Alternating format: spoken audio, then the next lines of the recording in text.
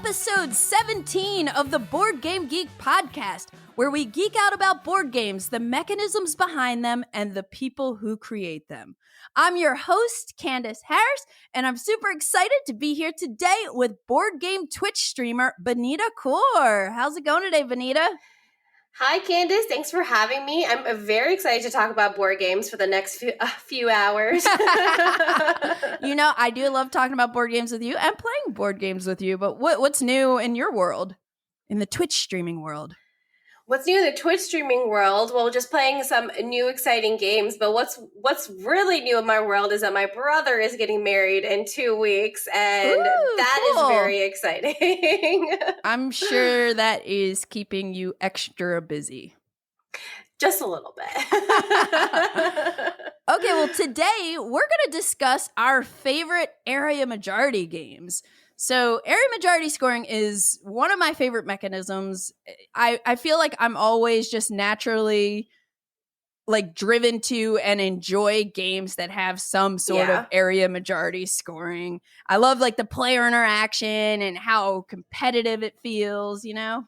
And you know how rare that is? Because area majority, area control is one of my absolute favorite mechanisms, but I feel like I'm really in the minority in that. Like, I talk about board games all the time on my Twitch channel, and no one in my community seems to like area control, area majority as much as I do. So, like, it's very refreshing to hear that, like, you like it as much, because I just love how interactive it is. Yes. And, you know, sometimes mean, but that's okay.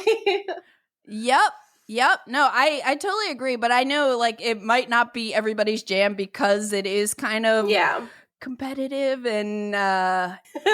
Exactly. But anyway, before we start talking about our favorite area majority games, I'd love to hear what you've been playing lately, Beneeta. So let's jump into fresh plays.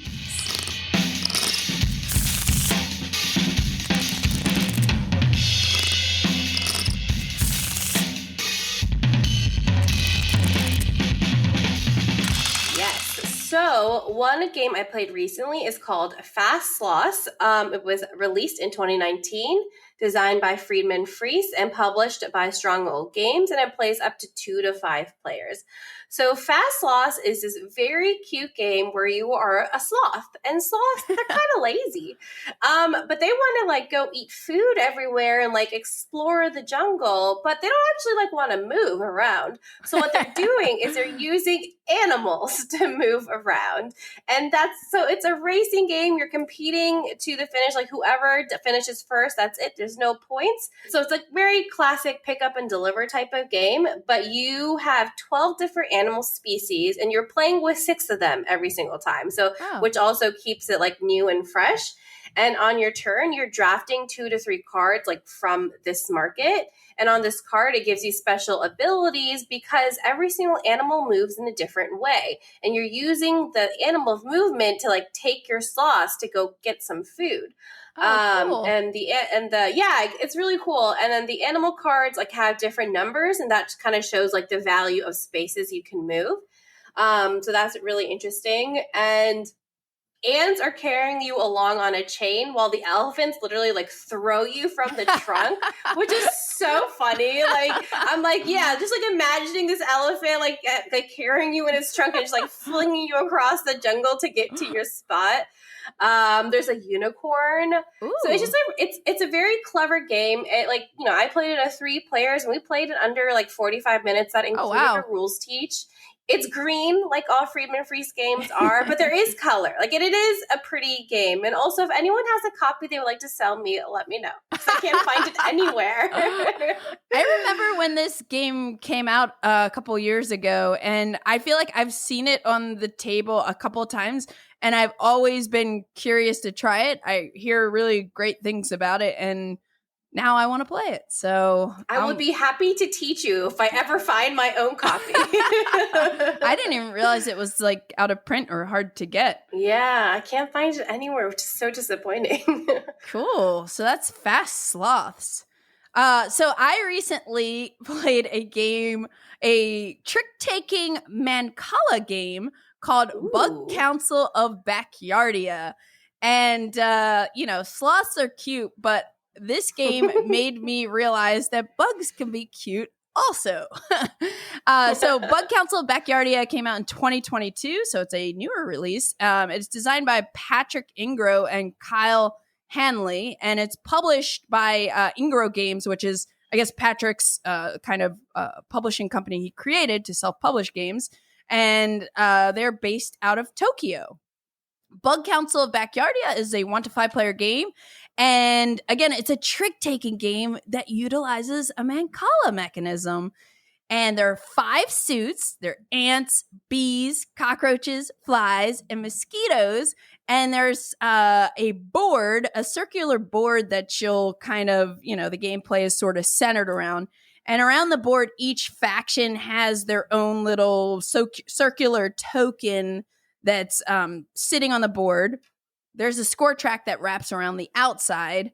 And there's also a space, I think, called the Council that's like sitting in the center for reasons. But you play 3 rounds.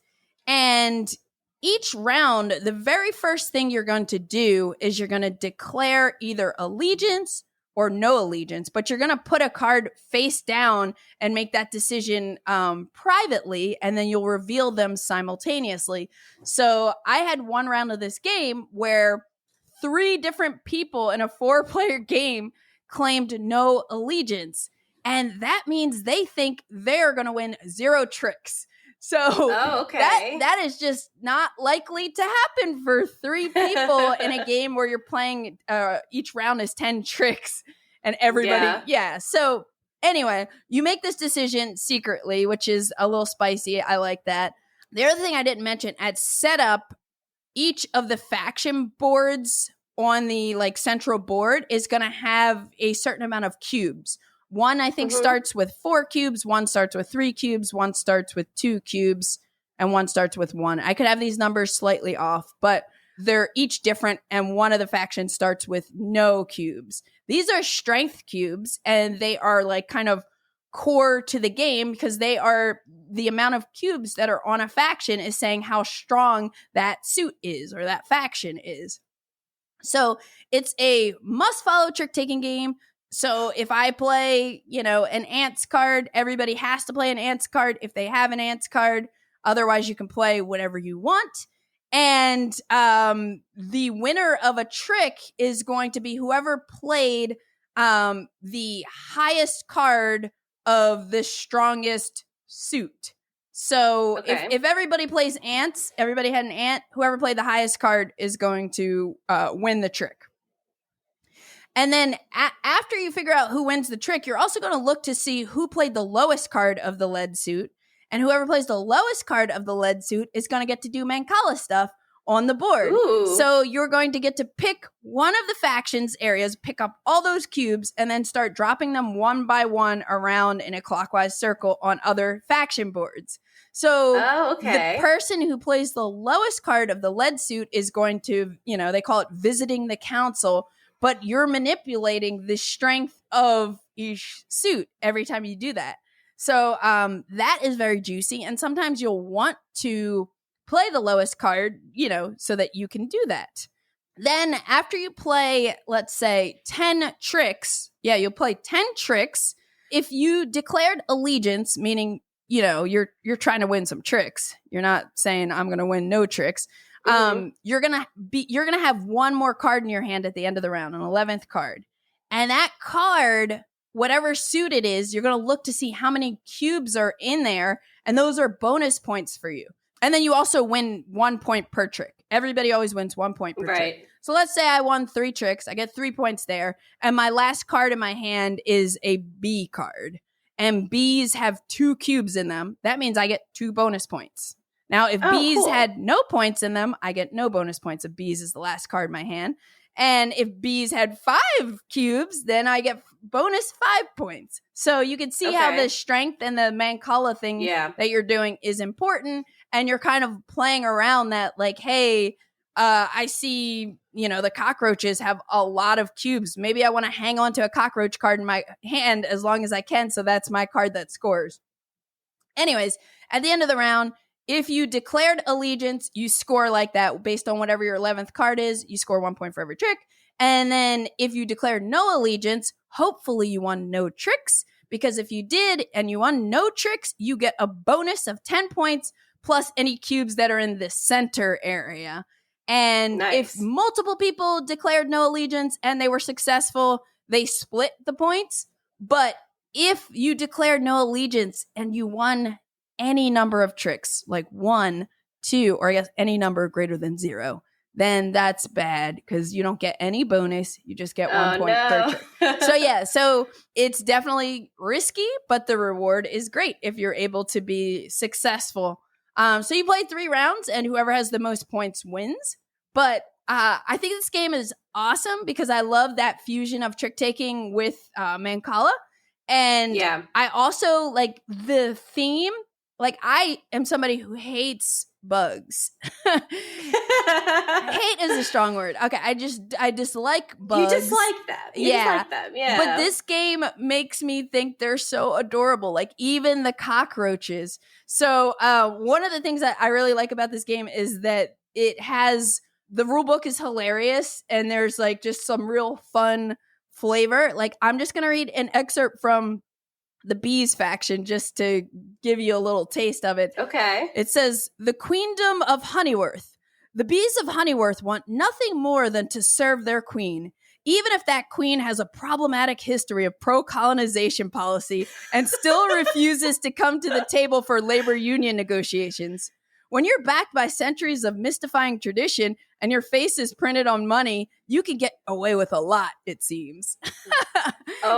My God, that's amazing. Yeah, there's a little blurb like that for each of the factions. And again, like the rule book has some other like really funny things. So I think the theme is really cute and the game is just super juicy. I played a 4-player game and we were like, each round it was getting deeper and deeper. So yeah, so that is Bug Council of Backyardia. Have you played it before or heard of it, Beneeta? No, I've heard of it, but I haven't played it. So people who are familiar with me and my channel, I am not super in love with trick-taking games, even though that seems like all people are publishing these days. And I think it's because I didn't grow up playing trick-taking games, and so it's not a very familiar like play style. Gotcha. But because there have been so many and I've played so many in the last like 2 years, I'm getting more comfortable with it. And I've noticed that I like trick-taking games with a little extra, where trick-taking is a part of the game. Gotcha. But it's not like the full game. So like a game, for example, by like the upcoming arcs by Leader Games, or like even like Cat in the Box, like there's like a extra like addition. Yes. So you telling me that there's Mancala, like that Mancala element, and like you can kind of like control that. That sounds like really fun and something I would probably want to check out. Yeah, no, that totally makes sense that, maybe you will gradually get into trick-taking from more of these hybrid games that are coming out. And exactly. That's a great term. Like, yeah, like I like them if they're God, I'm trying to remember what game it was where like trick-taking was definitely a part of it, but it wasn't a full one. I'm like, oh, okay, I actually like this maybe. There might be a game on my list that's just like that. Ooh, maybe. We'll see. We'll see. What else have you been playing lately? So a game that I've played recently is Furnace Interbellum, which is an expansion to Furnace. So I have played Furnace hundreds of times, mostly because I have gone to conventions with Arcane Wonders and have demoed the game. So I'm in a unique position where I've played this game a lot. Yeah, that'll do it. Also, like, I just became known as a Furnace person, like when I would go to cons. So I've taught this game to like other like creators, and like I play. And so I'm good at Furnace. I really like Furnace. Cool. Just for people who don't know. So Furnace Interbellum came out this year, 2022. It's designed by Ivan Lashin, published by Hobby World and Arcane Wonders, and it plays 1 to 5 players now because the new expansion also gives a solo mode expansion, which the original base game didn't. So just really a brief overview of just like Furnace. Furnace is a bidding game where they're like, it's in 2 parts. Like the first part, you're bidding for these cards. And in the second part, you're building your engine. You're turning resources into other resources and selling your resources to get money. And yeah, it's not a thematic game at its heart. It is like Furnace, the engine building game. Like that is what you're doing. And I am perfectly okay with that because it plays so fun because it does something really interesting with bidding. When you're bidding, you have 1 to 4 bid discs. So like you're obviously not going to win every single card because like what if I put a 1 there or like a 2 and then someone puts their 4 bid token? Obviously the 4 bid token is going to win. So there's something on every card on the top that's called compensation. And sometimes you want the compensation because compensation gives you either the resources or like an action ability. And you do it as many times as of your bid token. So there's like sometimes you need coal. Because coal like fosters a lot of these cards. If you put like your 3 bid token and you lose that card, and like the compensation was 2 coal, you just got 6 coal. And sometimes that card is so good that you know someone's going to put a 4 there, so you put the 3, and it's because you immediately put that number there, and it's because there are a few like restrictions, as in, like you can't have the same color bid, like you can't like bid on a card more than once, and if there's already like a 1 there, you can't put a 1 there as well. So like if we're playing a 3-player game and like Candace, you put a 2 down, I couldn't go and put a 2 down. Yeah. Gotcha. And I think that is a huge reason why I like Furnace so much, because that compensation just makes the bidding very interesting. Okay, but what does the expansion add? So the expansion adds, like I mentioned, it adds a solo mode. It also adds a 5th player expansion. But what I'm more excited about is that it adds new cards, which more cards for engine building games is always a good thing. And then also it adds something called manager tokens. And the manager tokens I kind of give abilities that you put on cards, and you can change these abilities every time. Like some abilities being like, you can imagine that you have already fulfilled one of like an oil obligation. Like they're just like cool tokens. Or like you can discard this card for 4 money, because money is points at the end of the game. So like these manager tokens add like cool stuff. Also, I don't think I mentioned this, but like Furnace has like ability, like capitalist cards, so that they're like, you know, like variability cards, like asymmetric powers, like very like mild asymmetric powers. It's not like root asymmetric, but like, you know, it's fun. And so like there's new capitalist cards as well. And then the final thing it adds is a variable token. So this variable token, it's actually really cool to see in person, because you can like slide it around. It's like double-sided. Like you can make it up to like a 9 or 10 or something. Oh, cool. And this is fueled by coal. So this basically gives you a 5th bidding token. And yeah, you can bid with 0, because sometimes a card is like so shitty that no one wants it, and you can win with 0. Obviously you won't get any compensation if you do it, and you always have to make sure you have enough coal.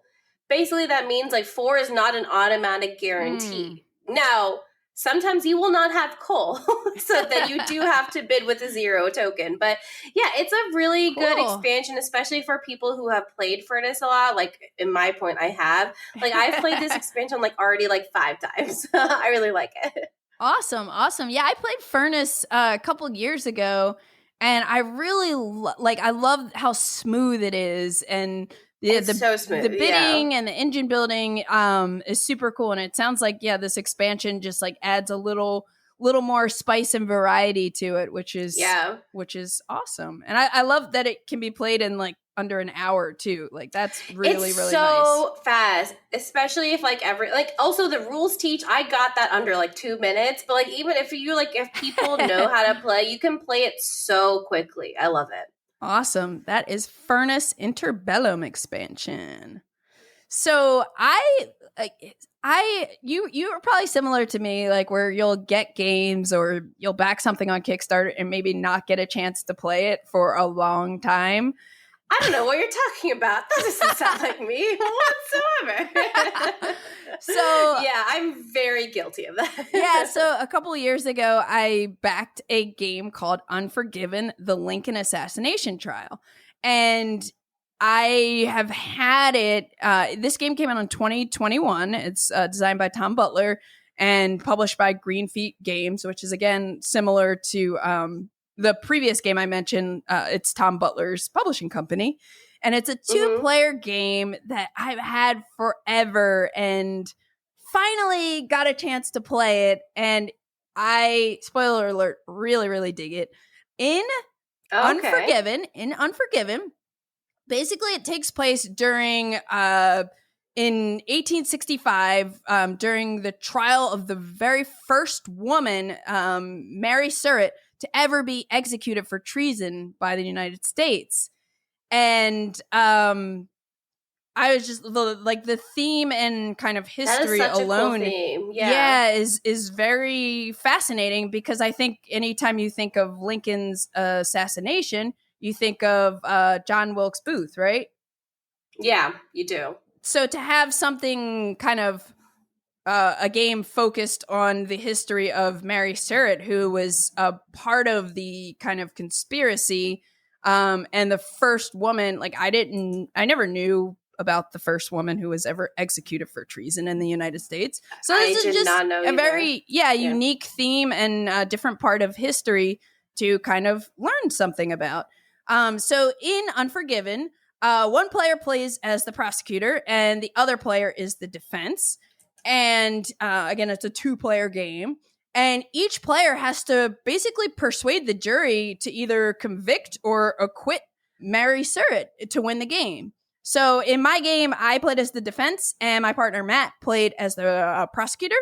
And in the game, each round, you're going to have this trial card display. So think of Seven Wonders Duel. And there are probably other games besides Seven Wonders Duel that do this, but you have this display of cards where some cards are face down, some cards are face up, some cards are overlapping each other. And you, throughout the game, are going to be taking cards from this display, but you can only take the cards that are available, meaning it's face up and it's not covered by any other card. So already there's definitely some influence from Seven Wonders Duel, or I don't know if there are other games that do this kind of card display, but I love that card display, by the way. Oh, yeah, it is one of my favorites. Juicy. It is so juicy.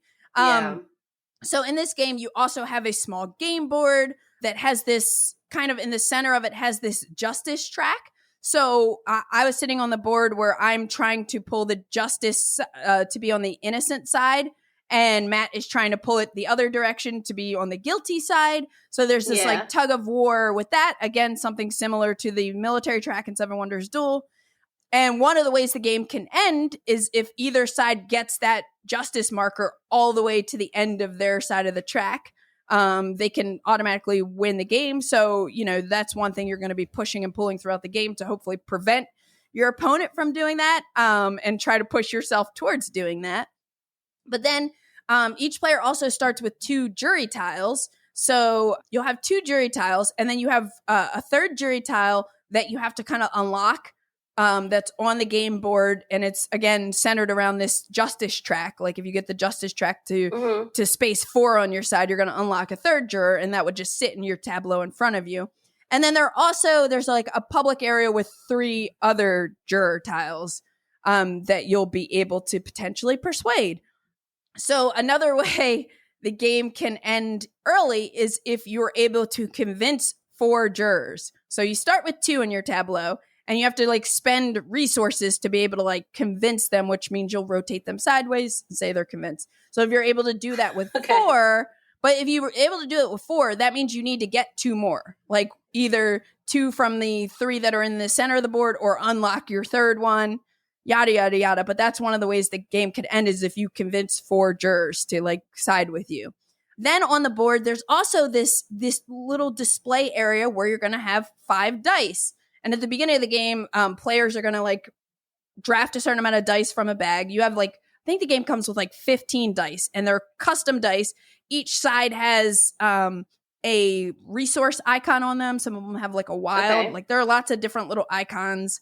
But I think the prosecutor will roll 3 at the beginning, draw 3 and roll 3. And then you alternate, place them out in this row of 5.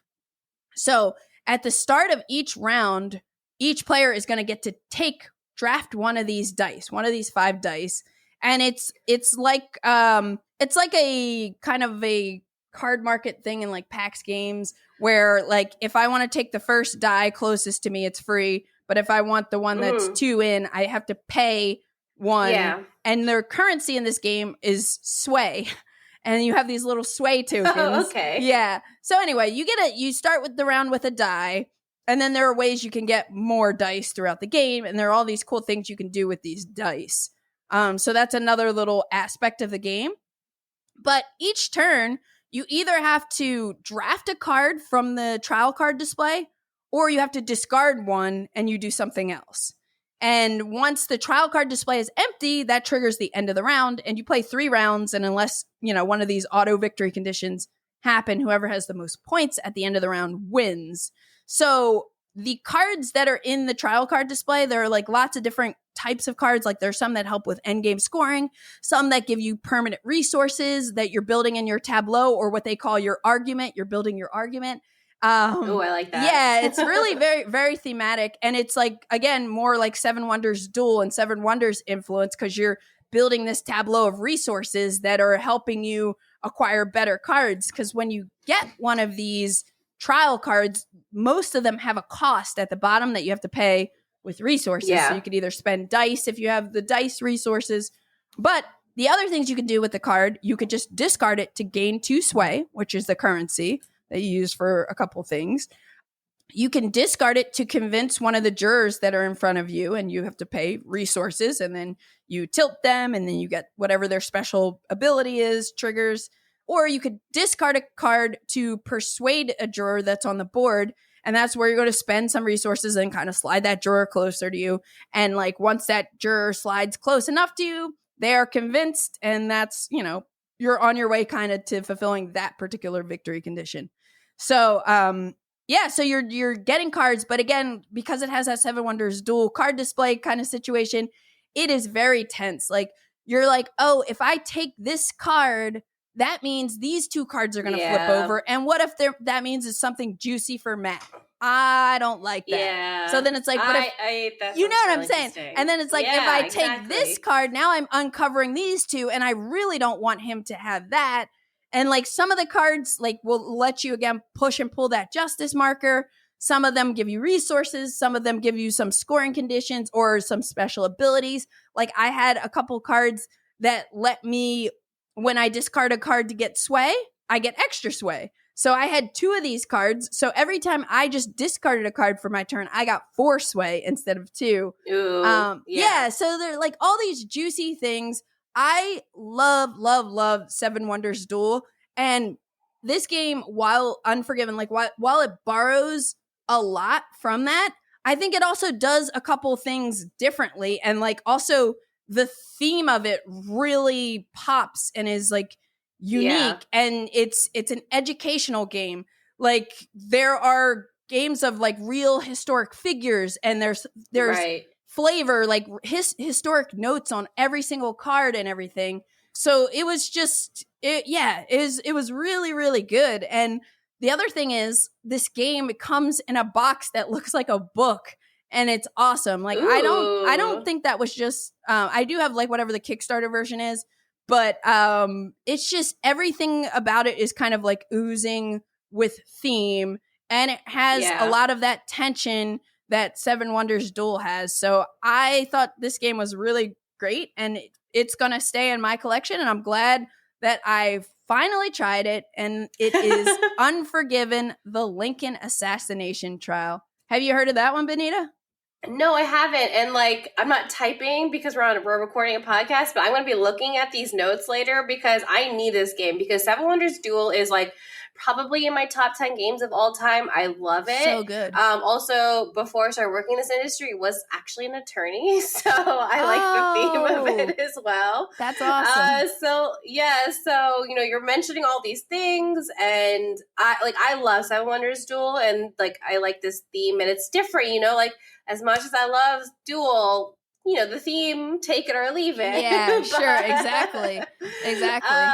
But this sounds like fascinating. I'm definitely gonna have to go like try it and check it out for sure. Yeah, and like one other thing, again, like one of the things that's a little different is that it has these dice that are another part of it, and one of the faces on the dice is this gavel.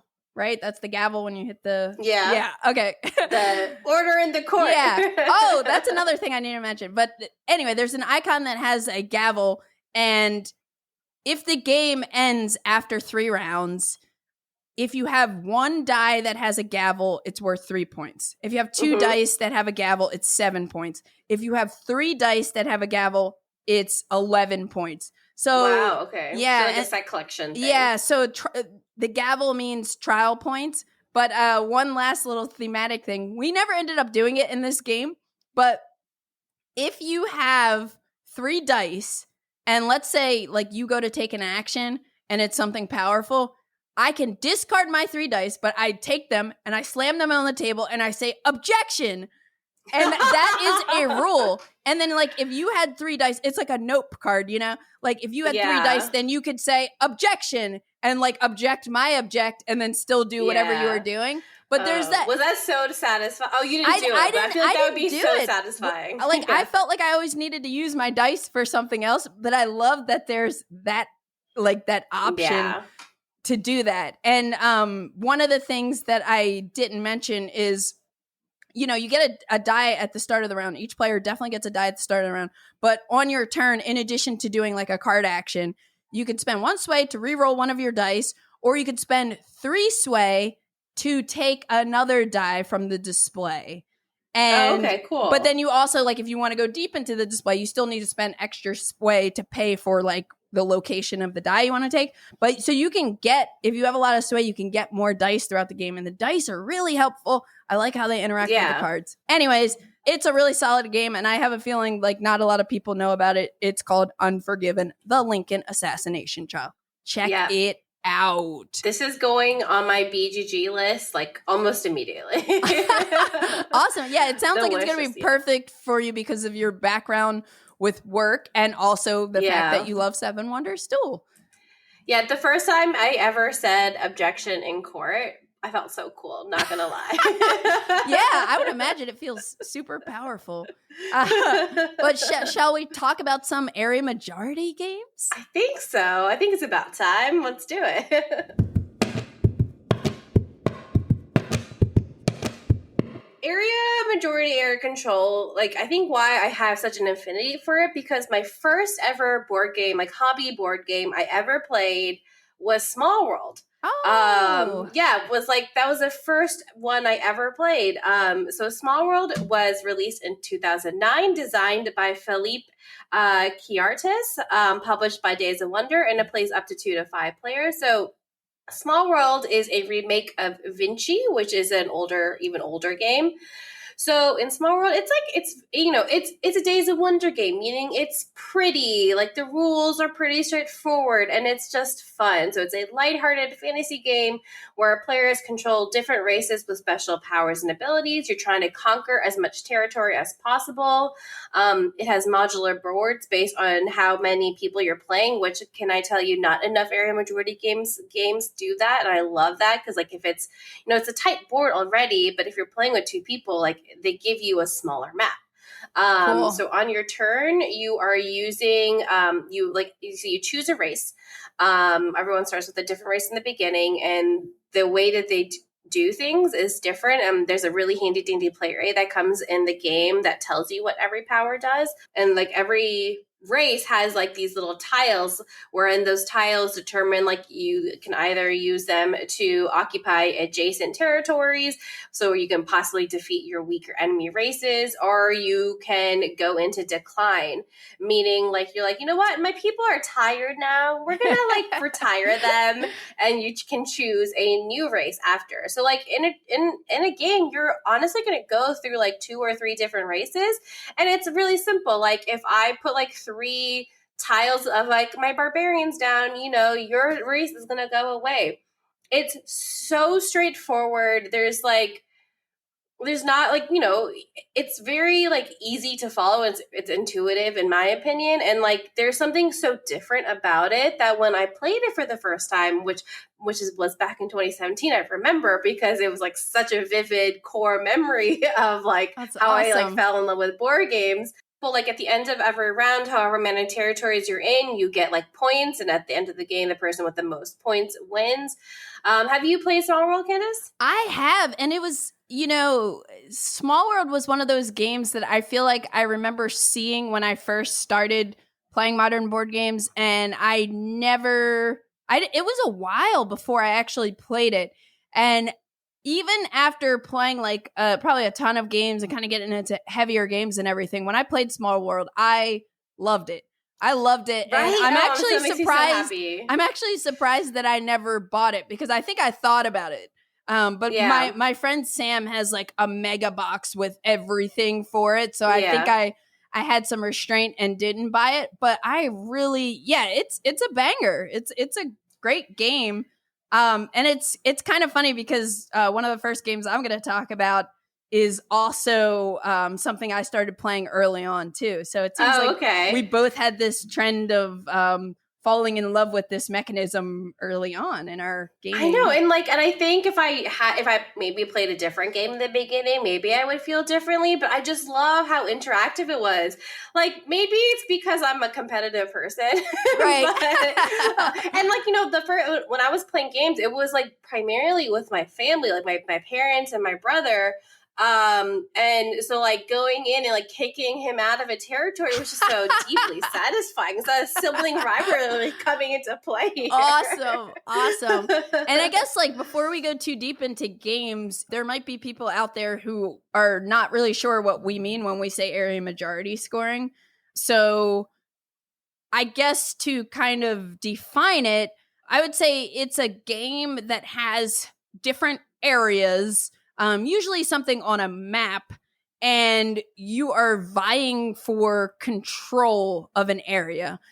Sometimes it'll be an area that only one person will score if they have the majority there, but other times, like sometimes it'll be like, whoever has the most influence there will score this, and whoever has the second most scores like a little less, or sometimes it's third most. It kind of varies, but like that's kind of the mechanism we're talking about here. Games that have that as a core feature. Yeah. And that being said, the first game I'm going to talk about is Ethnos. Which is a 2017 release designed by Paolo Mori, and it was published by Simon. And it plays with 2 to 6 players. Paolo Mori is the same designer who made Libertalia, Dogs of War, Blitzkrieg, World War II in 20 Minutes, a couple other games. I'm generally a fan of everything I've played. I like his games. Yeah, I really like his games. And Ethnos is a game I've had for a long time, and it continues to stay on my shelf, even though certain things go to the garage, certain things get sold, and it continues to stay on my shelf because it's like something that works well with new gamers, late night, like it plays up to 6 players, which is really cool. But anyways, it's a fantasy themed area control set collection game where you're competing to have the most glory after 3 ages or 3 rounds. You have this map that has 6 different regions, and each region has a different like colored border, and you have a deck of cards that you'll play with. And the way you build the deck of cards that you play with varies each game, which is one of the cool things about this game. So you have like 12 different tribes of fantasy creatures or races like dwarves, giants, minotaurs, halflings, orcs, wizards, which is kind of funny because you were just talking about Small World too, which is like, there's some it's very similar some overlap here. But you'll randomly pick a set of 6 of those races to play with, and each one has its own deck with cards that are different colored corresponding to the regions on the map, and each faction or race has their own ability, their special ability. If I have the trolls in the game, I will have, I don't know how many troll cards there are, but there'll be like some that are purple, some that are green, some that are orange, but they all have the same ability on it. So you'll shuffle 6 of these different sets of cards based on the different factions you're playing with into a deck. And then everybody's going to get 1 card. And then there's going to be a row of cards face up that you'll reveal, like, I don't know, 10 cards maybe. I don't remember the exact amount. I think it varies by player count. And on your turn, you're either going to take a card, and you could take one from the face up display, or you draw a rando from the top of the deck, which is like representing you're recruiting an ally. Or if you are not going to pick up a card, then you can play a band of allies or a set of cards. And a set is either all cards from the same color or all cards of the same type, like the same tribe. So I play 4 orc cards, or I could play 3 purple cards that are one's an orc, one's a troll, one's a giant, you know. So you either pick up a card or you play a set. And when you're playing a set, this is when you're going to get to put influence out onto a space in the board. So when you play a set, you're going to play 1 card on the top. And the one that you pick is like the leader of the band. You're going to, number 1, get to trigger their special ability. And then number 2, depending on the color of the card on the top, you're going to get to place influence in the region. And there's a little rule there where basically the only way you can place influence is if the size of the band is more than the amount of influence tokens you already have there. So like basically if I had 2 tokens in the purple area, and I play a band of 3 cards, I can add another token. But if I had 3 tokens there and I play a band of 3 cards, I'm not going to get to add a token. I would need a band of 4 tokens or a band of 4 cards or more to be able to then continue adding influence there. And you're vying for victory points in these different regions. So you want to have more of your tokens there than any other player to score it when scoring is triggered. And I didn't say when scoring is triggered. So basically, when you form that deck of cards at the beginning of the game, in the bottom half of the card, you're going to shuffle in these 3 dragon cards randomly. Oh, yeah. Yeah. And so whenever the dragons start coming out, when the 3rd dragon pops up, that means it's the end of the round and you pause and you do scoring.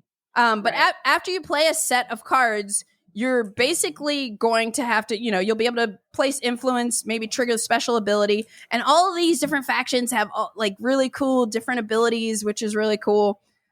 But any cards left in your hand that weren't part of the set have to go face up in the display. So you're basically putting cards back for your opponents to then pick from. So as you're drafting cards, you're trying to draft towards like a particular set, but sometimes that's not always possible. But you're also, when you're playing sets, you're thinking about what region do you want to influence, but also what special ability do you want to activate, because whatever card you put on the top is going to trigger that special ability.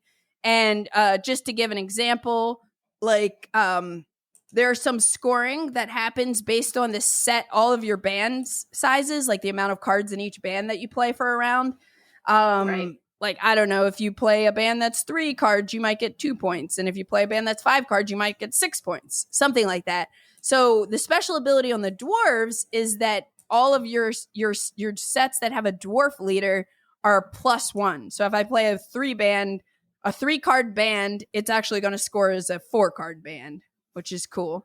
And then there are other ones where I was saying, like, after you play a band, you have to discard the rest of you have to discard the rest of the cards in your hand. There's one faction, the elves, I think, that lets you hold on to cards after you play a band where you lead with an elf. So there are all these like special like rule changing factions that really mixes up the game.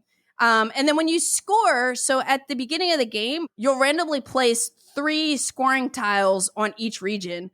And you flip them up and then you put them in ascending order. And these scoring tiles are even numbers from 0 to 10.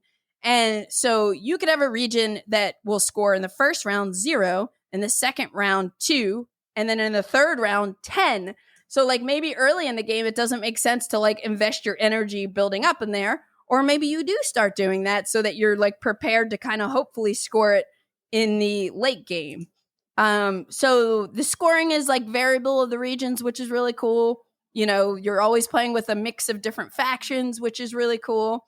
Like lots of replay value in this game. Yeah. And then you're also like, you're always like up against that decision of like, do you wait and try to make a bigger set to play a big set, or do you just cash in early to get some other benefits? And, when those dragon cards start showing up, there's a push your luck aspect of like, oh, definitely. I better score or be out of luck or whatever.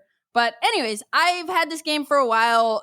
I really, really like it. I love the excellent replay value. I love all the different faction abilities. And I really love that it's like it's lighter, so it's easy to teach. Doesn't take that long. You know, you can introduce it to anyone because the set collection is clean. It's like same color or same name. You know, and it also just plays well with up to 6 players, which sometimes you need something that plays with that many people that doesn't take forever. So I assume you've played Ethnos before. Yeah, I really like Ethnos. It's been a few years since I've played. You know, for whatever reason, it didn't like hit with my group. I really enjoyed it, but we talked about like fantasy, but Small World is like, it's very colorful and it draws your eyes. And I know this has like been beaten to death, but like Ethnos is not the prettiest looking game, and that matters sometimes, especially when I'm playing like this kind of lighter game with like my game group. Like, the board is fine. I wish it was like a little bit bigger because it is kind of a small board. But the generic fantasy card art is so off-putting to me. Like, to me also, not just like my friends and family. And like, this game could have been great, like it could, like, and I think it's a good game. I think it, like, everything you said about like ease of play, that it keeps like variety, it keeps the fresh, like. Yeah, like I love the different set collections, the different ways you can get points, and I like obviously love area control. But the look is kind of a lot. What's interesting is I definitely agree with you. Like, the art is kind of like bland and generic, but that doesn't bother me per se. But I could see like you like introducing new people who don't play a lot of board games. You want them to have something that's like the full experience in terms of like look and feel. And there's something that's like I find charming about the bland art and like the little the tiny map board, but I definitely could see where it's not for everyone. And I'm going to sound like a little bit of a hypocrite because my next game, if we're ready to talk about it, my next game is El Grande, because no majority area control list is like complete with El Grande, because it kind of is like the granddaddy. Yeah. So El Grande was released in 1995, designed by Wolfgang Kramer and Richard Ulrich, published by Rio Grande Games, and it plays up to 2 to 5 players. So this is a very classic area control game that takes place in medieval Spain. You're using your caballeros, which are your knights, to control regions and score points. And so like on each of your rounds, so why I like this game, and I actually got to play it for the first time a few weeks ago. Oh, so cool. It is so like I had, like, everyone, like, every time we talk about how much I love this mechanism, everyone's like, oh, have you played El Grande? And I'm like, no, because, I didn't get into gaming until 2017. This was like way before that, right? This is 1995. But I had bought the big box edition. I think it's like the Z-Man big box edition, like on Amazon, because they were having a sale like years ago, but I never played it because, you want it at like 5 players. It's also, again, not super pretty. But, I was at it. You mentioned but I finally got to play with, and I played with people who have played it before and who love this game. And it was such an amazing experience because it took these mechanisms like I really like, and it just like they added some extra things. So for example, on each turn, you have these 13 power cards, which will let you move your like cubes from your province, which is like your general supply, into your court, which is your personal supply. But like there's like a bluffing element because everyone has the same 13 cards. So you're simultaneously selecting like what number you're going to play, because the higher number means you're going to get to go first, which becomes really important because after you reveal, you get to take these let's say we're playing with 5 players, these like action cards. These action cards let you do things and also possibly put like your cubes out onto the board. So like you're like, oh wow, like this is a really cool power. Maybe I need to play a higher card. But if you play a higher card, you're probably moving less cubes from your supply into your court. And yeah, I know they're not cubes, they're knights, but they're cubes. And like, these cards do like a lot of different things, like, put some cubes by where the king is. They're just like some really mean take that ones. Like one card I think I did was like remove a person's knights from their personal supply back into the general supply. And like taking knights from your like general to your personal like can take a while. So like that was a really mean card. And like I will say, when you take the ability card, you can choose not to do it, right? There is that ability. But like I was going first and I'm just like, well, if I leave this card and like do something else, someone else is going to do it. And then I just put all these cubes into like, into my court. And someone was like, no, Beneeta, you can take it, but you don't have to do the full action. And I'm like, well, seems like a waste of a turn. And because I was one of like the first people, your people didn't get to do other things really during their turn. People were not pleased with me.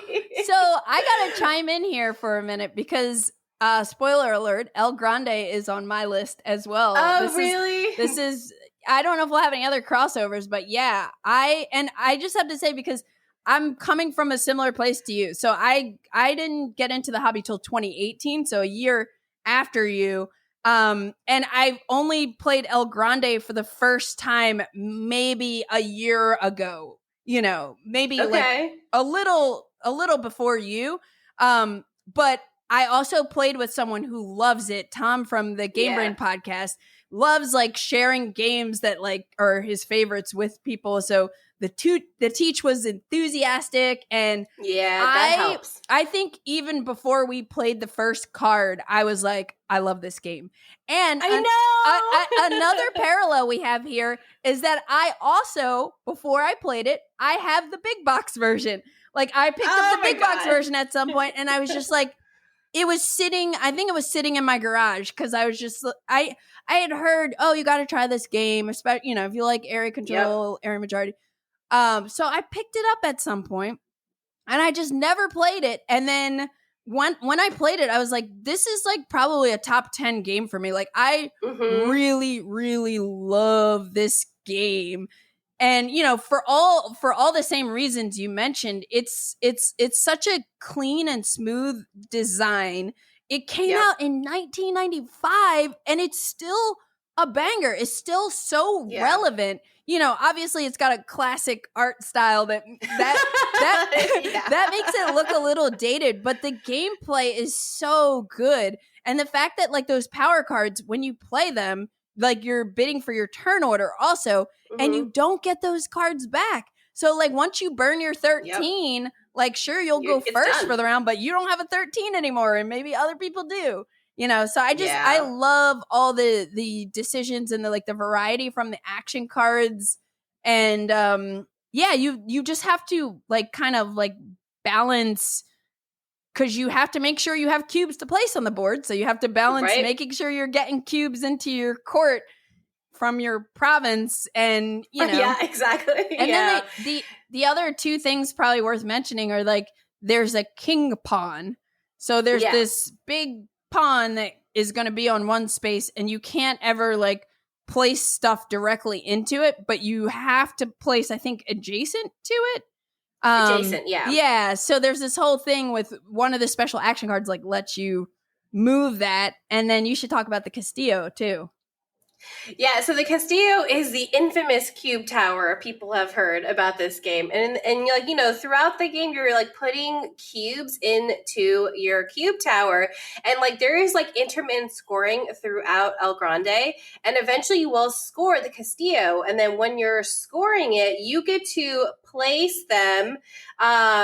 Like you're going to be secretly choosing where you want to place these cubes, like right before that happens. And then And like it's a fun way, because like what if you're just like stockpiling like a bunch of cubes in there, and then they're just gonna come out, because like yeah, you can kind of pay attention to when people are putting cubes in, but like eventually like you're not gonna remember. There's like so many other things going on. And it's just like a fun little thing. There's definitely like elements of like bluffing and unpredictability in this game that I like love, because like, you know, Candace, you mentioned like if you use the 13, then that's it. But like I can see that you use it. So I know like, ooh, this is a good opportunity for me to use it, because I know other players don't have this ability anymore. So like I'm pretty set that I'm going to go first. Like that is definitely a huge part of the game, which I love. And I love that we both had the big box like sitting on our shelf for years. It's hilarious. But yeah, El Grande is so good. It is definitely like the grandpappy area control / area majority game. Yeah, I played it literally like less than a month ago for the first time, and it's already on this list of games I love, because I know this is a game that I'm gonna like start teaching people, and I just know I love it. Like I just know it. Like it was just such a fun game and experience, and I'm like, oh, this needs to be played again immediately. I 100% agree. Like I love when I already am in love with a game, just either from the teach or from like the rule book. Like I've had games where I just started reading rules and I get more excited about it, and then I actually play it and I'm even more excited about it. And yeah, because you and me, we play a lot of games, right, for like what we do, and so like I like don't get excited about every single game I play, you know. So when I get that like tingle in my feeling, like tingle in my fingers, like ooh, this game, this is good, it's special. So this is a nice segue into my next game, because the next game on my list was a game that I had heard about at some point on somebody's video, and I think I had it on my wish list, but it was out of print, so I was just like, oh, okay, maybe I'll play it one day. And it's actually on Board Game Arena. And I was at some point during like lockdown, during the pandemic lockdown, I was getting together with some people online to play it for the first time. And so I was like, oh, I think somebody was going to do a teach, but I was like, let me watch a video on it. And I watched the gaming rules video. And as I'm watching the video, I'm like, oh, I'm going to like this. Ooh, this sounds cool. So this game is called Nippon. And it's a 2015 release designed by Paulo Saladadea and Nuno Bizarro Santiero. I think I don't know if they both were, but also part of the design team for Madeira and Panamax, if I'm not mistaken. And Nippon is published by What's Your Game, which I really dig. Every What's Your Game I've played, it plays with 2 to 4 players. This is a heavy economic area control game set in Japan during the Meiji period, where it was kind of like a closed, isolated feudal country. And they decided, like, let's get industrialized. Let's become more modern and be more industrialized. So you have the main game board has a map of Japan with 4 regions, and each region has 2 cities. And at the beginning of the game, you randomly place city tiles in each of the cities on the board. And a city tile is a tile that has 4 different goods on it, kind of in a triangle shape. So one side is one good, one side's the other good, one side's another good, and one side's another good. I don't know why I needed to describe that like that. but there are 4 out of 6 different goods on these tiles, and they're randomly distributed on the board, kind of representing what those cities are demanding in, you know, different parts of the city. And then there also towards the top of the board, there's a section that has 9 different actions that are available. And there are a bunch of different colored workers. They're not meeple shaped, but they're like workers. And each action space at the beginning of the game, in the beginning of the round, will have 3 different workers, varying number, random colored workers. And then there's also a queue of, I don't know, maybe like 6 boxes or so that have 3 workers, 3 workers, 3 workers, 3 workers. Again, the colors are random. On your turn, you're going to choose an action by taking one of the workers, that's corresponding to the action you want to take. So like if I take one of the workers from the first section, there are 2 different actions I can choose from. And when you're taking workers, you're going to add them on your player board. You have this like row where you'll be able to add workers to it. And the other thing you could do on your turn, besides taking a worker from the main board and adding it to your player board and taking a corresponding action, is you can do a consolidate turn, where you then kind of like get some income and you have to pay kind of expenses based on the variety of colored workers you have. So you're kind of incentivized to only pick up, you don't want to have too many different colored workers on your player board when you do this consolidate, because you're going to have to pay more money out of your income, and money is important in this game. But you're also, it's also will limit your options of what action you could take. If you're like only trying to get red workers, then you might not be able to take the actions that you want and need to take. So it has a very cool kind of worker action selection system using these different colored workers, which I feel like What's Your Game always has like some cool thing with different colored workers.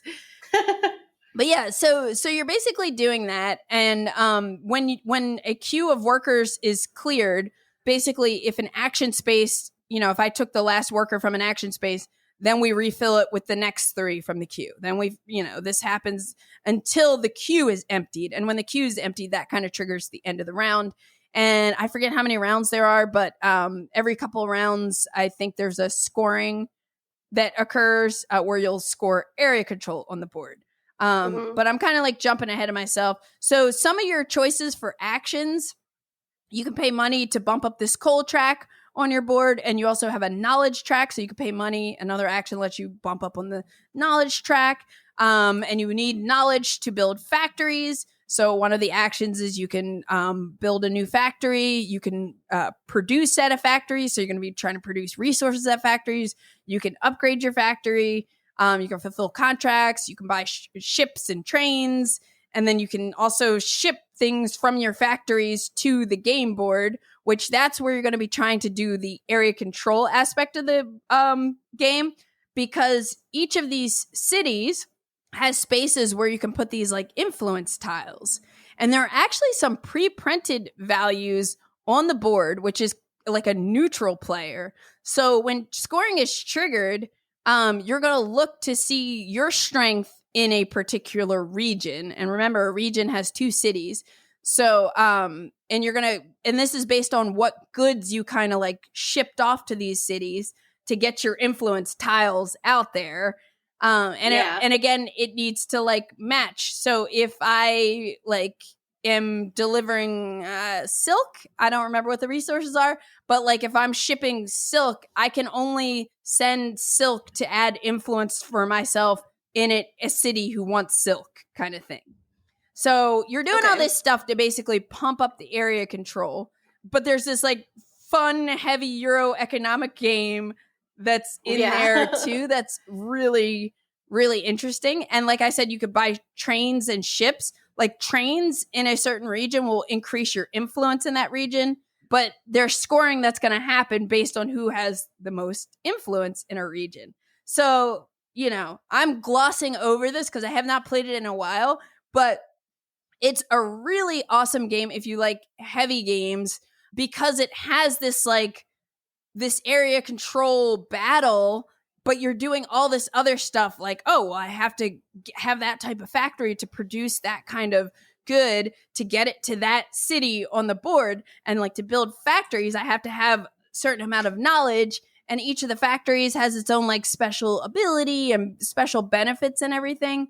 But the other really cool thing is just that like that colored worker action selection system is just really like unique. Like the whole game just feels so unique.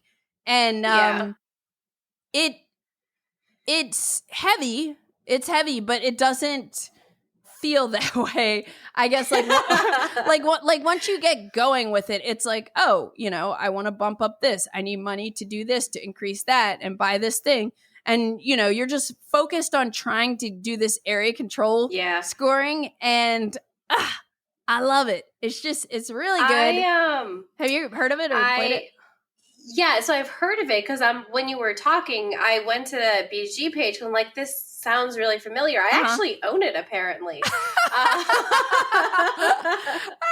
And like, so seeing the game, I think I bought it at like a used board game sale years ago, but it's just like stayed unplayed because it is so heavy. Mm-hmm. So you should teach me how to play on BGA. I would totally be down for that because it's one of those games, again, it's always on my shelf because it's just unique. Like I can't think of another game that is exactly like this or does what it does. And in the way really that it pretty. Does it. Yeah. Yeah. We should play on Board Game Arena. And this is a game that's probably hard to find the, physical version of it, but you can play it on Board Game Arena, which is awesome. So if you like heavy economic games that have area control and feel unique, I highly recommend checking out this game, and it is Nippon. What's your next game, Beneeta?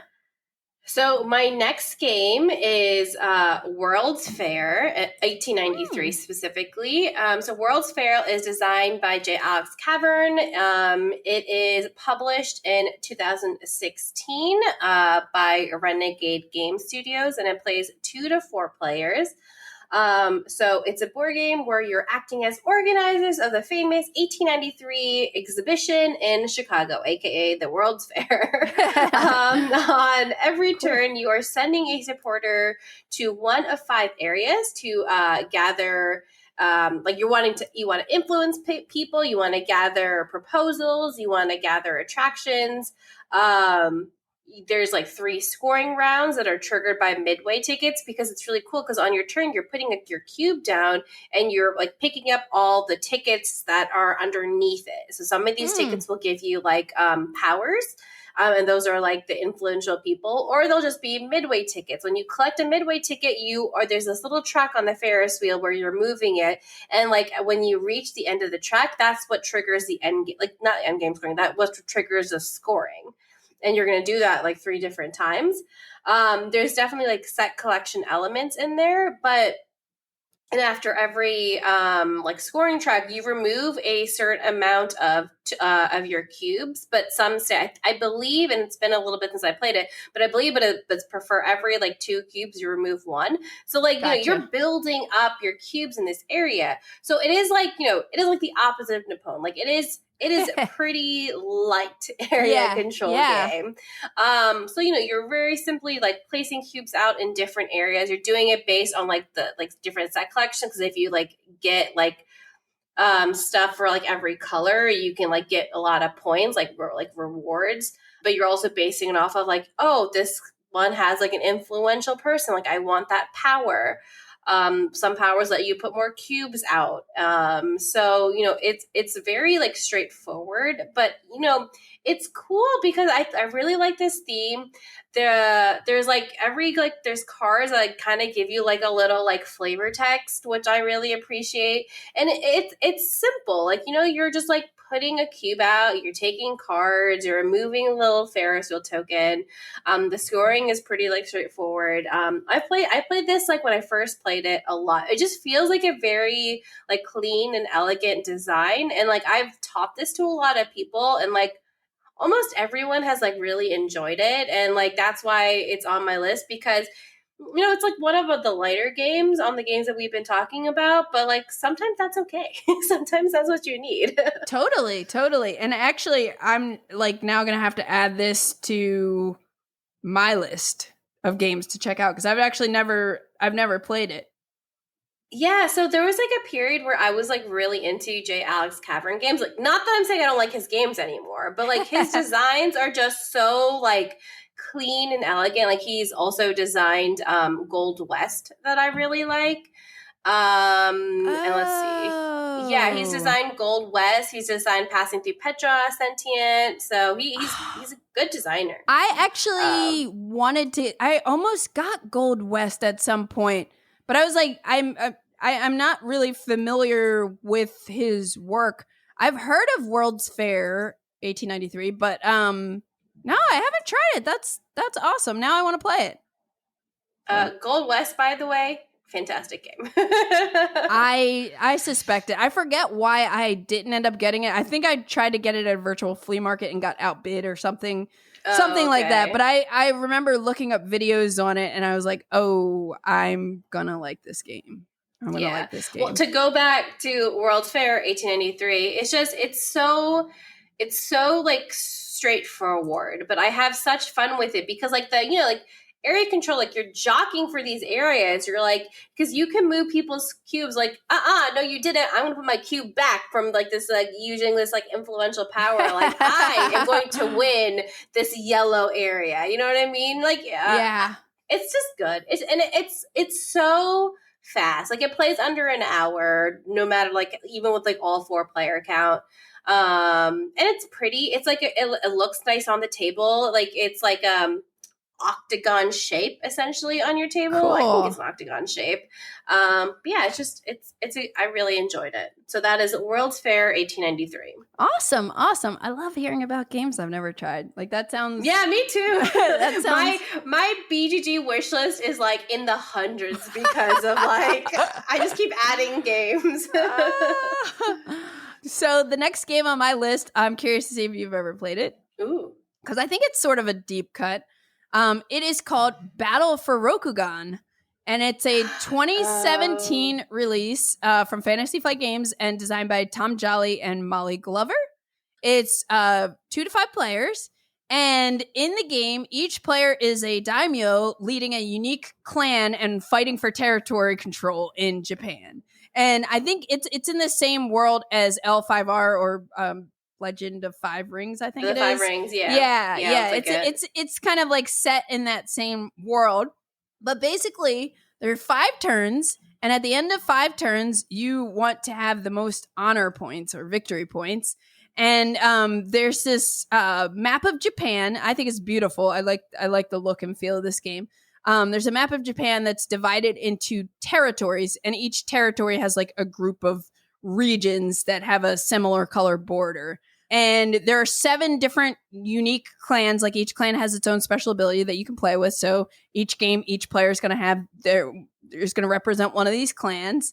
And you're also going to get 2 secret objectives, and you'll choose one at the beginning of the game. And then you have like a pool of combat tokens, which is almost like a deck of cards, but they're tokens you're going to be placing out on the board. So at the start of each round, you're going to draw 6 tokens, and you have a screen. So you're going to put them behind your screen, and that's like your hand of cards, kind of. And then there's an initiative deck, which I like to determine turn order. So you'll every clan that's in play, you'll shuffle those cards, and then okay, it's round 1, flip one over. You're going first this time, Beneeta. And and then on your turn, you're going to place all of your tokens face down on the map somewhere. And then the next player is going to place all of their tokens, and then so on and so forth. After everybody places all their tokens, then we reveal them all, and we resolve what happens. So most of the tokens are like have a number on them that's going to represent their strength. And then there are also like these special tokens.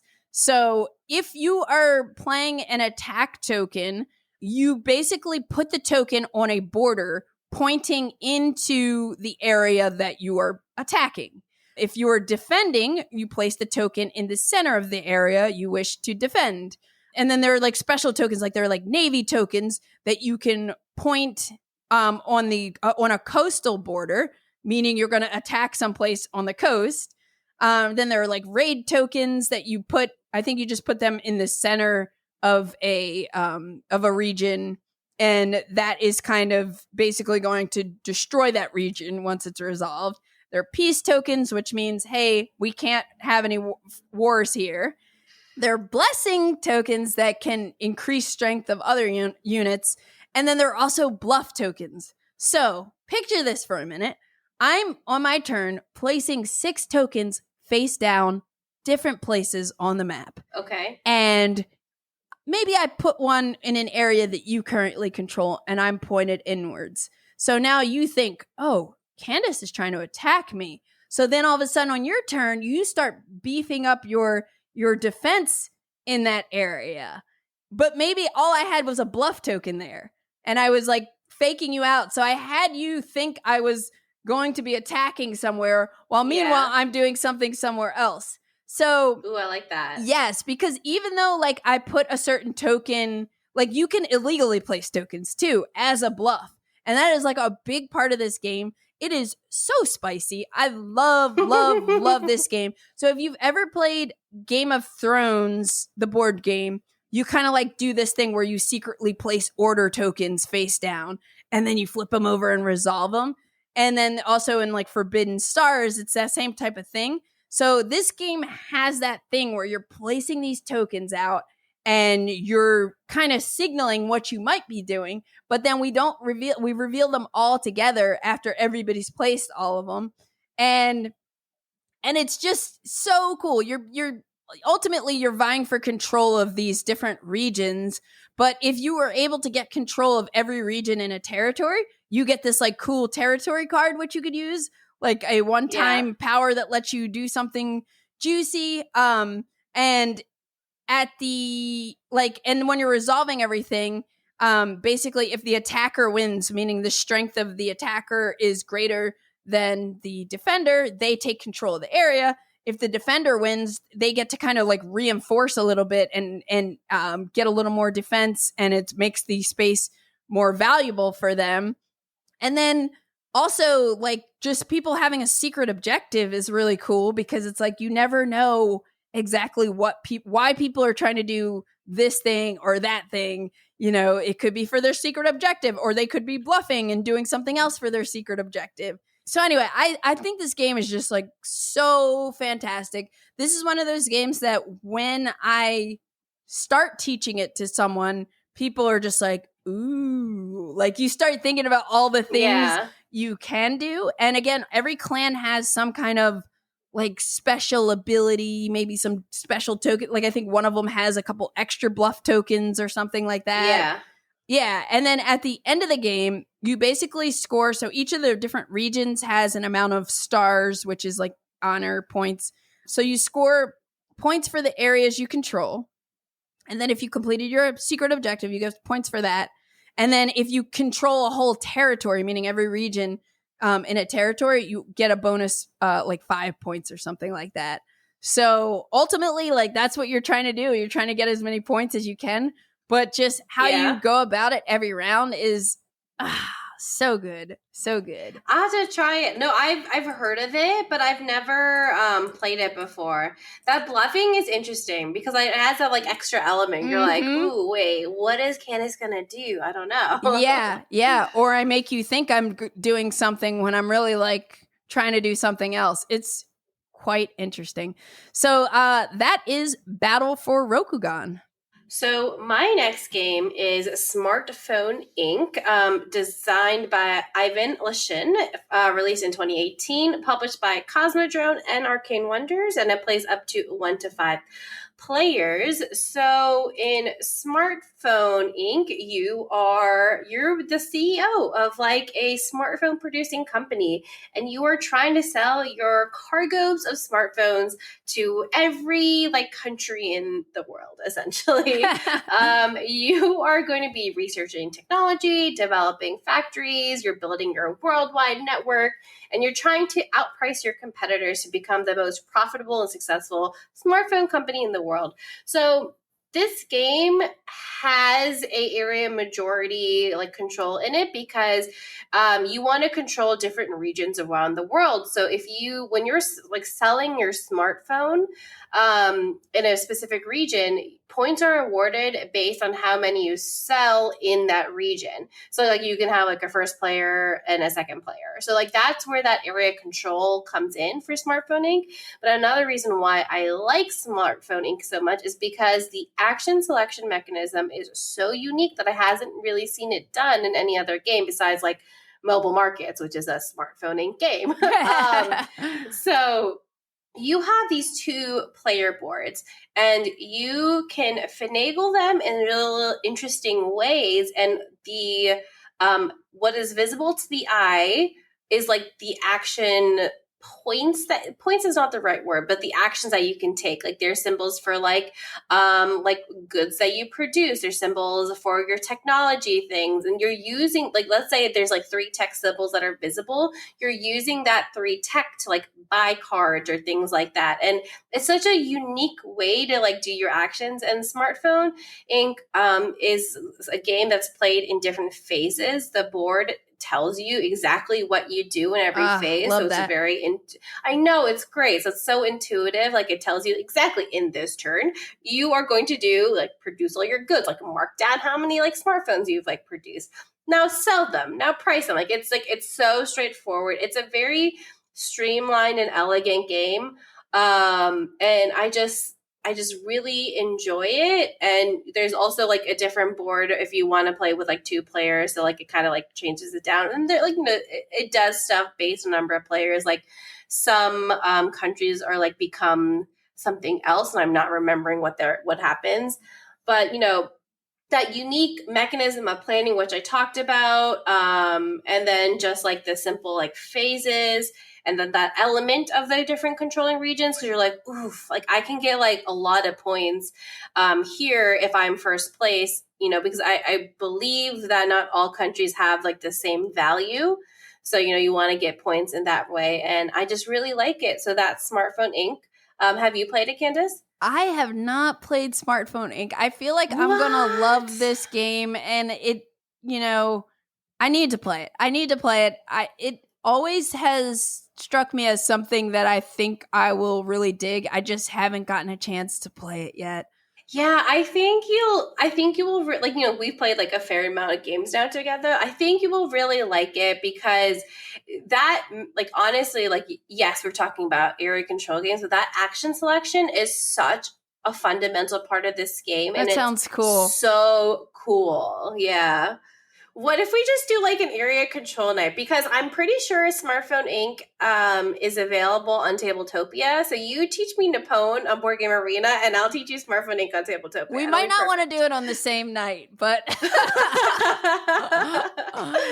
unless it's a day. But yeah, I would totally be down for that. Area control day. Beneeta and Candace's area control day. There you go. Awesome. My next game is the one that I hinted at way earlier in our conversation. It is, I don't remember if I had it as my favorite game of 2021 or my second favorite game of 2021, but it is Brian Boru. This is a Per Sylvester design, who Per also designed The King is Dead, which I love, and Polynesia, which I love. And it's published by Osprey Games, and it plays with 3 to 5 players.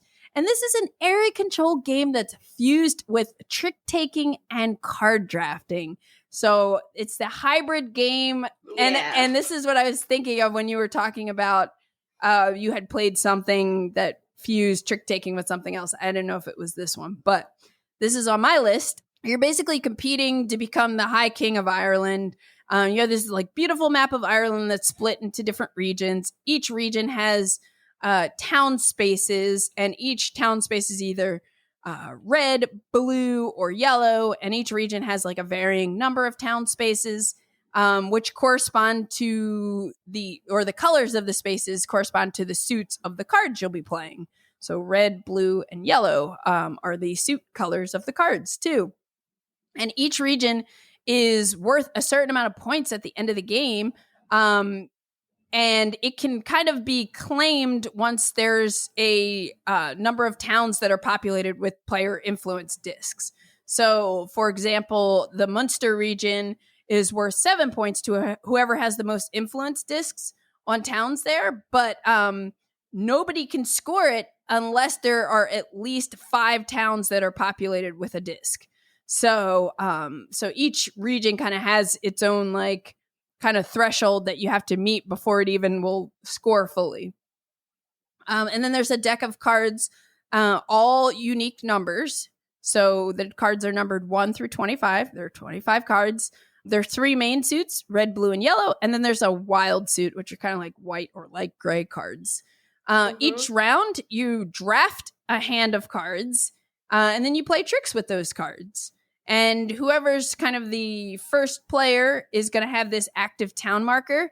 and to whatever card you're going to lead with, you're going to pick a town to place the active town marker on that matches the color. So if I'm planning to lead with a red card, I'm going to pick some red town on the board, and I'm pretty sure it cannot have a player's disc on it yet because you're kind of vying to control that town. And I put it on that town, and then I play a red card or a wild card, and I lead. Then other players in clockwise order can play one card, any card they like. This is not a must-follow trick-taking game. Just because I played red doesn't mean everybody else has to play red. You can play whatever you want. And that's part of the thing that's like special about this game, is that like sometimes you may want to win the trick and sometimes you may not want to win the trick. So the card drafting is very, very important in this game as you understand it more and more.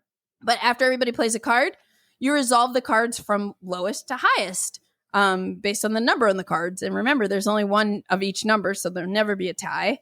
If you didn't win the trick, you will choose one of the secondary actions at the bottom of the card you played.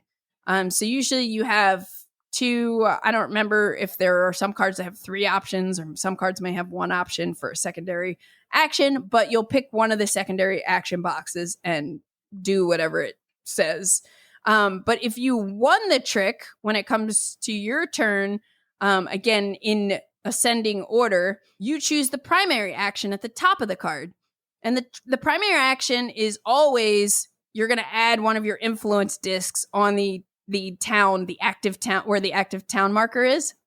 But sometimes, depending on the card you play, it might be free to do it. And other times you have to pay money. But again, it depends on the card you played.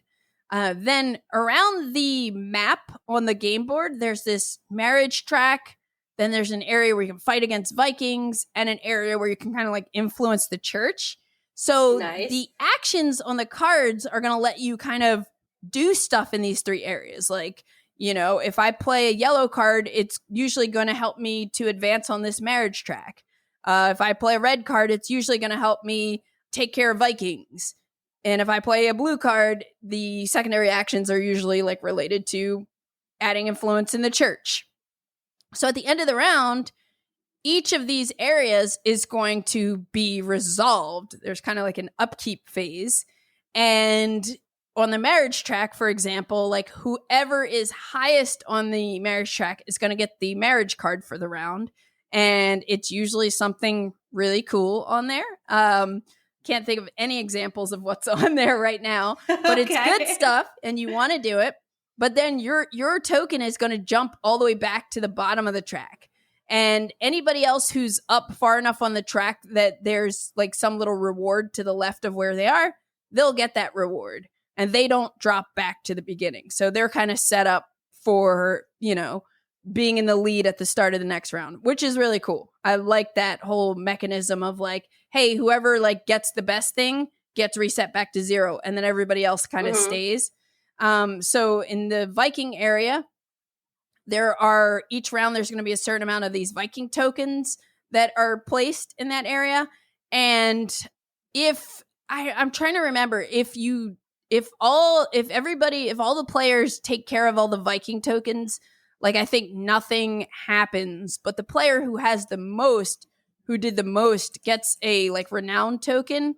And for each renown token, they get like a point per. So that's really cool because this is a low scoring game and every victory point kind of counts. So that's really cool. And then I think that if there are still Viking tokens there, then whoever contributed the least gets like a raid token or something placed on one of their towns. And so it's kind of bad, but it's something you're kind of keeping an eye on. You don't want to be, you don't want to be hit with that.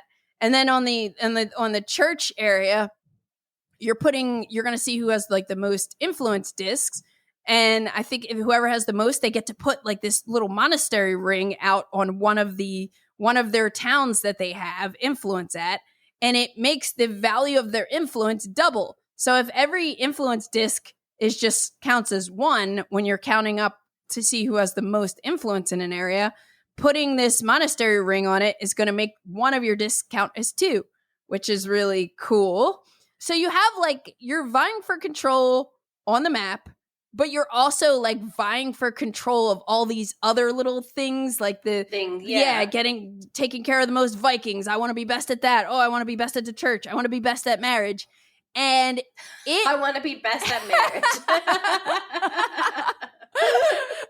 That's what the game brings out in me. Yeah. But yeah, so it's I love how, you know, you could go really hardcore in trying to do the area control thing on the map, or you could try to focus on doing more like work in the marriage track and trying to get ahead that way. Like there are like different strategies you can pursue, but you also cannot ignore what your opponents are doing. So it's like, oh, I see, you know, Beneeta's like got 3 Viking tokens, but you know, and it doesn't look like we're going to clear them all out, so I don't want to get hit, so I have to like respond to that. And that's why it's cool that you can play whatever card you want on your turn. And yeah, it's just like really clever and smooth and feels very competitive. I really like it at all player counts. I think it has like a lot of depth, interesting choices. Yeah, I think like even the 3-player game I really enjoyed. I think you have more cards or something. But I'll have to check it out. I haven't played it before. Oh, yeah, it's really, really good. So that is Brian Boru. So my last game is probably one of my favorite area control games. It is one that I have introduced a lot of people. I call it the mean, angry cloud game. I am talking about Petrichor. Petrichor was released in 2018, designed by David Kirop, published by Mighty Boards, and it plays 1 to 4 players. It is very much a mean, angry cloud game because I'm going to read it from the rulebook because I just like love the introduction. Welcome to the lush world of Petrichor. You are a cloud. Your entire purpose in life is to expand, sire other clouds, and water crops. Unfortunately, your mates, who are also clouds, have a similar plan. It is up to you to manipulate the weather and assimilate these rogue clouds to contribute to the growth of as many crops as possible, all in order to claim the title of most valuable cloud. Love it. So Petrichor is a very interactive game. It's very much an area control. So like it's a modular setup. The number of tiles that you place on the board depends on like what kind of game you want. Like there's something called a short and long game. It's like 4 rounds versus 6 rounds. Also the tiles depend on the number of players. And the tiles can just be like it's just simple like scoring. So some tiles could be like if you're the first player, like you have the most like water droplets, like you'll just get the 10 points. Second player will get like 8, so on and so forth. Then there's some more unique ones where like if you're first player you get like 3, but if you're the second player you get like 7. Oh wow. And then there's like then there's other ones where like you have to harvest. Like you first like a sprout will appear and then you have to like actually get that sprout to like harvest. So like you're manipulating all these clouds because like the raindrops are on the clouds, but you don't score until the raindrops rain down onto the tiles. So your clouds can become thunder clouds, and at a certain point, and I believe it's 8, they automatically like pour down. But there's other ways to make it happen because there's this whole other board where you are because there's after every round, there's like, they're based on tiles. Like the scoring is based on these harvest dice, and you can manipulate them to like speed up the harvest because that's how you're scoring. But every time you play a card, you're gonna do the action of like if you're playing a summer card, you do the action of a summer card, which I believe the summer card like lets you put like 2 water droplets into a cloud. But then you're also going to like put a voting token into the summer action on this other player board that I mentioned, because you also get voting points. And that is another way you're doing area majority. So there's like, they're doing area majority actions on like 2 separate boards. because like if you are the majority, like in this, like in like the summer action, then you're going to get like more points, and like you get to move. So like there's just so many different ways that like area control is happening, and like you can be like, hey, I'm trying to win this area control, like so maybe you'll just play a card that you don't necessarily want to do the action because you want to go up on that voting track because that can give you a lot of points at the end of the game. But then you're having all these like cloud actions.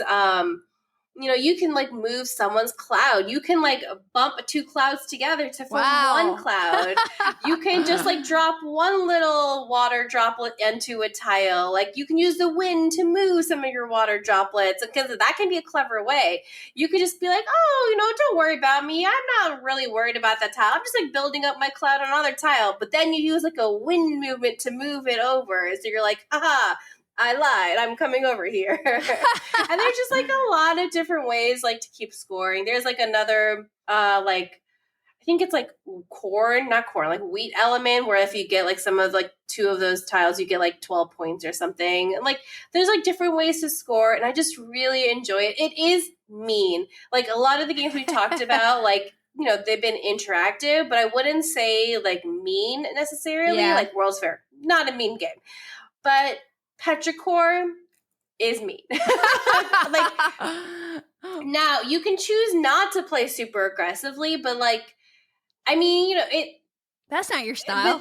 That's not my style. Yeah, thinking like I'm like, how do I say this? But I'm like, yeah, like if I can use a wind action to influence it, I'm going to move your piece out so I win. I don't care that you spent 2 turns trying to do it. Like you can go back at me. Like there's like a very interesting like first player kind of thing as well. And it's really cool. And like the card, it's a multi-use cards, which I also like, because like cards.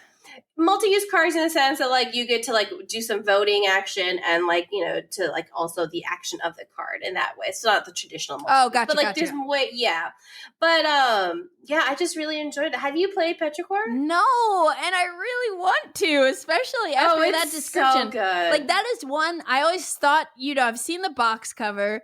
The theme is just, I love it.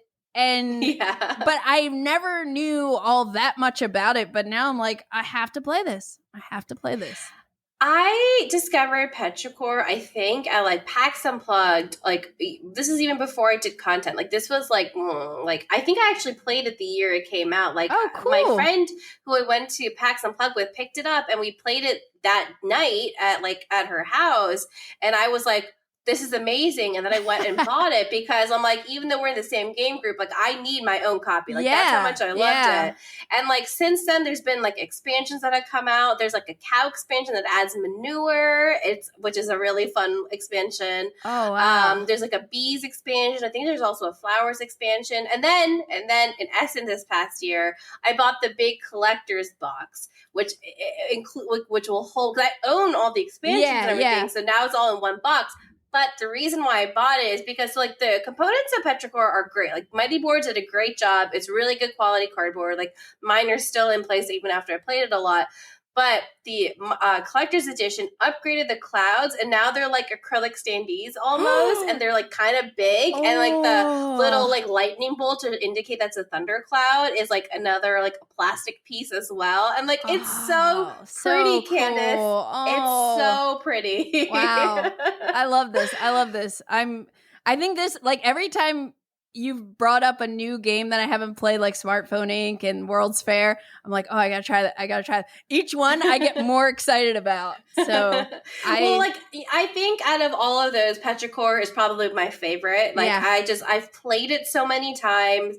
I just think it's just so fun. Like some like if you have a player that like they get like a little bit like hurt feelings because like you can do things that will hurt them, I wouldn't play with them. Like I can't play this game with everyone. And when I play it, I always tell them like, hey, like sometimes to play optimally, I'm going to have to be mean. If this is not your thing, which is not everyone's bag, like we'll play something else. Like, that's fine. Right. Yeah, just give the disclaimer. Yeah, like I'm just like, okay. I'm gonna play competitively, and sometimes like I will like destroy your shit. You know? Oh wow, cool. Petrichor, must play. Cool. All right. So my last game on my list is El Grande, but we already talked about it. But I did have a couple of quick honorable mentions that I wanted to mention that I totally forgot. And they probably would have been on this list, but I've kind of talked about them on this podcast before, so I wanted to give room for some enough. other favorites. But one of them is Dominant Species and Dominant Species Marine. Again, hybrid game that fuses like worker placement and area majority scoring. Love Dominant Species and Dominant Species Marine. And then another more recent mention on the pod, Cerebria. Which again, Mind Clash game, team based, so thematic, where you're manipulating the emotions in a child's brain. So good. So I really like Cerebria in terms of like area control, area majority scoring. And then the last one I'll just mention real quick is Wonderland's War. And I don't remember if I've ever talked about it on the podcast before, but it was one of my like top 10 games of 2022. And it's like, it fuses like the Quacks of Quedlinburg, like bag building, push your luck element, and turns it into a combat kind of area majority scoring game, which is really, really well done. And I love the art in that game. So I just wanted to like give those a quick mention because there are other ones that I love. And otherwise, it has been awesome chatting with you. And I'm realizing again, like I really, really, really love area majority scoring games. It's so good. Like all these. So if you got some honorable mentions, I want to say just because we could only talk about 5, I could probably talk about these games like forever. But I really wanted to mention Hansa Teutonica. Oh, which is so good. And Shogun, which is like an older game, but like, so Shogun, like, has area control, but also has like action programming. Like you program all your actions before every round. I don't think I knew that. Which I think is so unique. And I think it has like a tower as well. Yes, it's been a minute. Totally does. It totally does because I feel like that's what I picture. Like I can picture the box cover a little bit, but I remember. Yeah. That's another one that I need to try. And like Hansa Teutonica is so great. I don't play it enough, but it's on my shelf. That's one that's I don't play it enough, but it will never go off my shelf because it is so good. I feel you. But anyways, it's always awesome to talk to you about board games, Beneeta, and also to play board games with you. And, I look forward to whenever you're in LA or we're at a convention together and we get an opportunity to actually play some games together. So thanks for joining me today. Thanks for having me on. It was a lot of fun. And I also look forward to the next time we play games because you taught me Shakespeare and that was like another game I had but had never played. We have such a parallel universe of games that we bought like between the El Grande big box Shakespeare. And I feel like there was one other one that came up today where it was like, I had that on my shelf forever too. I know. It's hilarious. It's because both of us buy lots of games. Yes. And we have great taste too. And we have great taste. There you go. That's 1,000% true. Awesome. Well, thanks again. Thanks for having me. You've been listening to the Board Game Geek podcast, produced and edited by Candace Harris. Special thanks to Matt Fonda for editing and mixing our music. Be sure to visit us on the web at BoardGameGeek.com. You can also find us on YouTube, Twitter, Instagram, Facebook, TikTok, and Twitch under Board Game Geek. You can reach us by email at podcast@boardgamegeek.com. Thanks for listening and happy gaming!